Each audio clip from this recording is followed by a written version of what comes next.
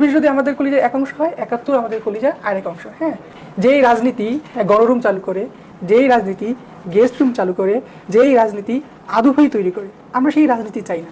বা এই আন্দোলনে এই যে আমাদের শত শত হাজার হাজার ছাত্র নিহত হলো, হ্যাঁ, এবং আহত হলো, আমি মনে করি যে এদের যে রক্ত, সেই রক্তটাকে তুচ্ছ করার প্রয়াসই হচ্ছে 71 এবং 24কে মুখোমুখি দাঁড় করানোটা। নিরাপদ ক্যাম্পাস, হ্যাঁ, নারীর যেই প্রকৃত অধিকার, নারীর যে প্রকৃত প্রাপ্য, হ্যাঁ, ইসলামী আদর্শে বিশ্বাসী তারা কখনো নারী বিদ্বেষী হতে পারে না। স্বাগত।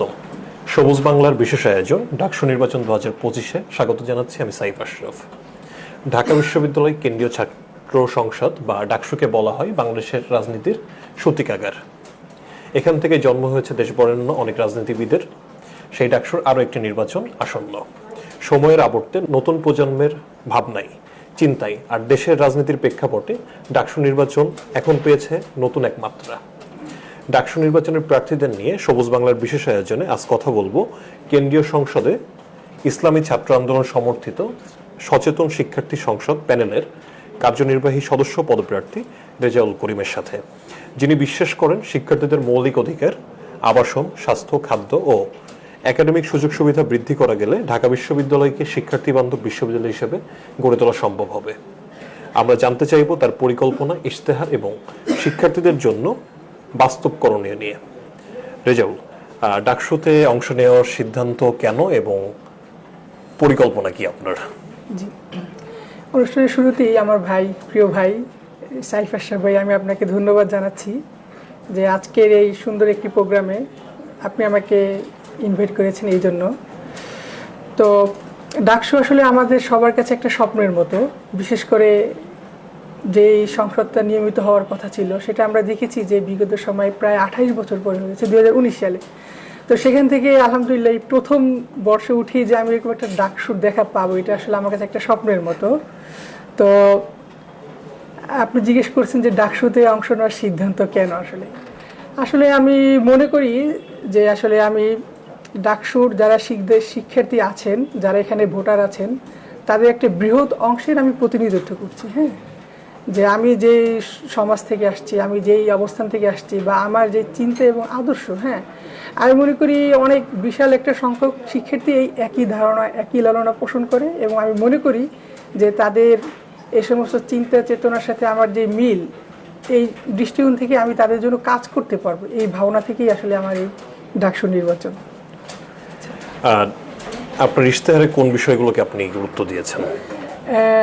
আমার ইশতেহারে আমি মূলত যে জিনিসগুলো ফোকাস করেছি, যে আসলে আমাদের বিগত ঢাকা বিশ্ববিদ্যালয়কে আমরা দেখেছি যে আসলে হানাহানি, দলীয় লেজুর ভিত্তিক রাজনীতি, হ্যাঁ, এবং পড়াশোনার জন্য যেটার জন্য আসছে শিক্ষার্থীরা, সেখান থেকে আসলে তারা দূরে সরে যেয়ে মানে অস্ত্রের রাজনীতি, মাদকের রাজনীতি, চাঁদাবাজির যে একটা বিষয়, এগুলোতে জড়িয়ে গিয়েছিল। তো সেখান থেকে আমি ফোকাস দিয়েছি যে আমার যেই ক্যাম্পাস হবে, সেই ক্যাম্পাস যেন নিরাপদ ক্যাম্পাস হয়, শিক্ষার্থী বান্ধব ক্যাম্পাস হয়, যেই ক্যাম্পাসে সকল মানুষ তার মত প্রকাশের স্বাধীনতা পাবে, যেই ক্যাম্পাসে কোনো সবাই মুক্তভাবে বাঁচতে পারবে। হ্যাঁ, এই বিষয়গুলোকে আসলে আমি ফোকাস দিচ্ছি আমার ইশতেহারে। ক্যাম্পাসে লেজুর ভিত্তিক ছাত্র রাজনীতি নিয়ে একটা অভিযোগ আছে শিক্ষার্থীদের অনেকের মাঝেই, বা একটা সমালোচনাও আছে, একটা আলোচনাও আছে। তো আপনি একটি রাজনৈতিক দলের ছাত্র সংগঠন বা ছায়া সংগঠন আমরা বলবো, যেটাকে বলতে পারি ইসলামী ছাত্র আন্দোলন, বাংলাদেশ ইসলামী আন্দোলনের যেটি ছায়া সংগঠন বলা যায়, তো ইসলামী ছাত্র আন্দোলনের সমর্থিত একটি প্যানেল থেকে আপনি নির্বাচন করছেন। তো ক্যাম্পাসে লেজুর ভিত্তিক যে ছাত্র রাজনীতি নিয়ে যে আলোচনা বা সমালোচনা আছে, বা দলীয় প্রভাব মুক্তকরণ, তো সেই জায়গা থেকে আপনার অবস্থানটা কি হবে? যেহেতু আপনি একটি রাজনৈতিক ছাত্র সংগঠনের সমর্থিত প্যানেল থেকে নির্বাচন করছেন, তো আপনি আপনার জন্য কি করতে, আপনার জায়গা থেকে কি করতে যাচ্ছেন বা কি করতে পারেন? হ্যাঁ, আমি এবং আমার সংগঠন অবশ্যই লেজুর ভিত্তিক যে রাজনীতি, সেটার অবশ্যই বিপক্ষে। কিন্তু এর মানে এটা না যে আমরা রাজনীতির বিপক্ষে। আমি আবারও মেনশন করছি, লেজুর ভিত্তিক রাজনীতির বিরুদ্ধে। যেই রাজনীতি গণরুম চালু করে, যেই রাজনীতি গেস্ট রুম চালু করে, যেই রাজনীতি আদুভাই তৈরি করে, আমরা সেই রাজনীতি চাই না। আমরা দেখতে চাই যে আমার ঢাকা বিশ্ববিদ্যালয়ে বাংলাদেশ গড়ার পিছনে এটা যে এরকম একটা অবদান, ঠিক আছে, এরকম সেজন্য সারা বিশ্বে সে তার অবদান রাখতে পারে, তার গবেষণা, তার কৃতিত্বের মাধ্যমে সেজন্য পুরো বাংলাদেশে পুরো পৃথিবীতে অবদান রাখতে পারে। হ্যাঁ, কিন্তু আমরা দেখছি যে আসলে এই লেজুর ভিত্তিক রাজনীতিটা আসলে এটার প্রধান অন্তরায়। হ্যাঁ, তখন এমনকি আমরা এটাও দেখেছি যে বিগত দিনে কিভাবে আসলে আপনি তো ওই বিষয়গুলো খুব ভালো জানেন ভাই, যে মানুষ নাকি নামাজ পড়তে যেত না একটা বিশেষ ট্যাগের ভয়ে। আমরা এটাও দেখেছি যে তারা নাকি ওয়াশরুমে নামাজ পড়তো।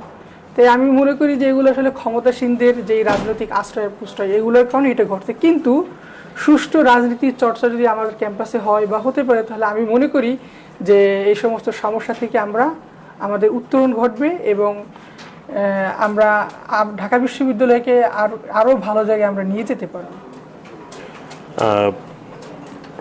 আপনাদের ইসলামী ছাত্র আন্দোলন সমর্থিত যে প্যানেলটা সচেতন শিক্ষার্থী সংসদ, সেখান থেকে আপনারা জুলাইয়ে খুব আলোচিত একটা মুখ এবং জুলাইয়ের আন্দোলনের অন্যতম স্পিরিটের অংশ হিসেবে যে ছবিটা কাজ করেছিল ঢাকা বিশ্ববিদ্যালয়ের শিক্ষার্থী তন্নি, যার মুখমণ্ডলে আঘাত করা হয়েছিল এবং তার রক্তাক্ত একটি ছবি সবার বিবেককে, সারা দেশ জুড়ে সব মানুষের বিবেককে তাড়না দিয়েছিল।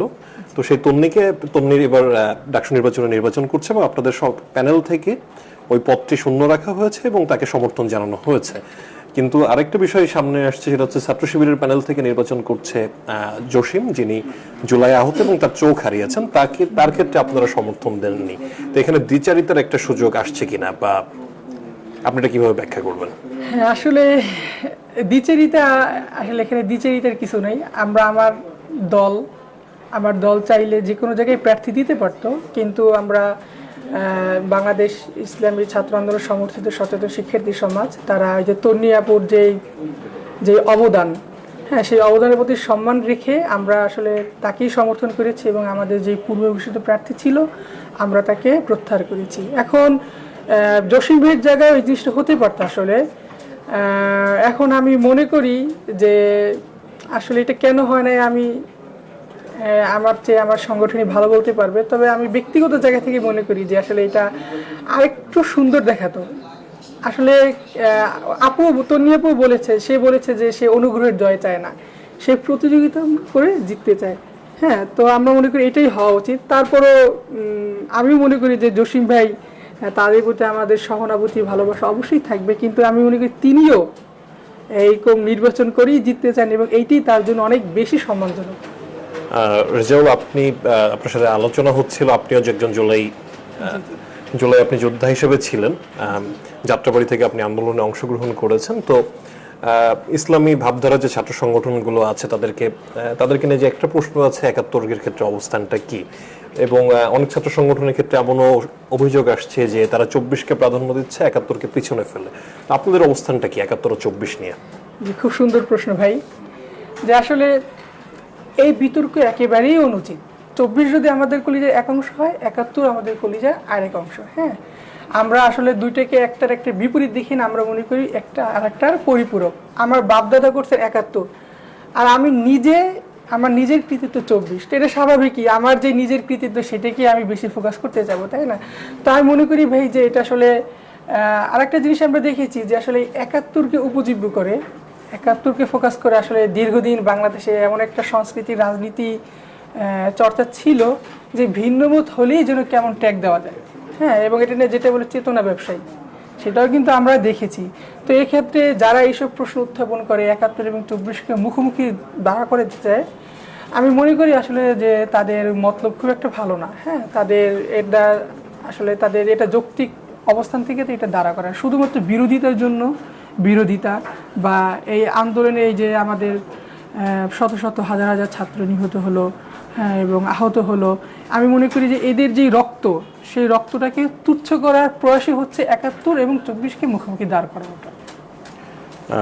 রেজাউল, আরেকটা বিষয় জানতে চাইবো আপনার কাছ থেকে, সেটা হচ্ছে ইসলামিক ছাত্র আন্দোলন সমর্থিত যে সচেতন শিক্ষার্থী সংসদ, আপনারা যারা আছেন বা আপনি সহ, আপনারা যদি নির্বাচিত হন, তো সেক্ষেত্রে আরেকটা প্রশ্ন আসতে পারে, যেহেতু আপনার ইসলামী ভাবধারার একটা সংগঠন, সেক্ষেত্রে নারী বান্ধব ক্যাম্পাস আপনারা নিশ্চিত করতে পারবেন কিনা, বা নারীদের যে স্বাধীনতার যে জায়গা আছে, সেটা মত প্রকাশ বা পোশাক বা যে কোনো ক্ষেত্রে সে স্বাধীনতা কোনোভাবে রোধ হবে কিনা? না, এটা তো আসলে ইসলাম আসলে নারীর পরিপূর্ণ অধিকার দিয়েছে। হ্যাঁ, এবং আমরা ইতিহাসের দিকে তাকালে দেখতে পাই যে অনেক বড় বড় সাহাবী হ্যাঁ সাহাবী, মহিলা সাহাবী, যেমন হযরত আয়েশা রাদিয়াল্লাহু তাআলা, তিনি তো অনেক বিশাল সাহাবা ছিলেন। তার থেকে সাহাবাদের অনেক বিশাল বড় একটা অংশ জ্ঞান নিয়েছে। হ্যাঁ, তো আমি মনে করি যে শিক্ষা দীক্ষা এগুলোর ক্ষেত্রে ইসলাম কখনো প্রতিবন্ধক নয়। এবং ক্যাম্পাস আমি মনে করি যে এখানে বিশাল একটা নারী শিক্ষার্থী রয়েছে। তো আমার দলীয় যে এজেন্ডা বা আমার দলের পক্ষ থেকে বা আমার নিজেরও যে মতাদর্শ, সেটা হচ্ছে যে না, নারীর জন্য একটা নিরাপদ ক্যাম্পাস। হ্যাঁ, নারীর যেই প্রকৃত অধিকার, নারীর যে প্রকৃত প্রাপ্য, হ্যাঁ, যেমন তার স্বাধীনভাবে চলাফেরা করার অধিকার, হ্যাঁ, এর ভিতরে কিন্তু তার বোরকা পরার অধিকারটা এসে যায়। হ্যাঁ, কিন্তু আমরা দেখেছি যে আসলে এই নারী ভীতির একটা জুজু ছড়িয়ে আমরা দেখেছি যে পরীক্ষার সময় ছাত্রীদেরকে নিকাব খুলতে বাধ্য করা হতো এবং তাদেরকে বিভিন্ন ট্যাগ দেওয়া হতো আসলে।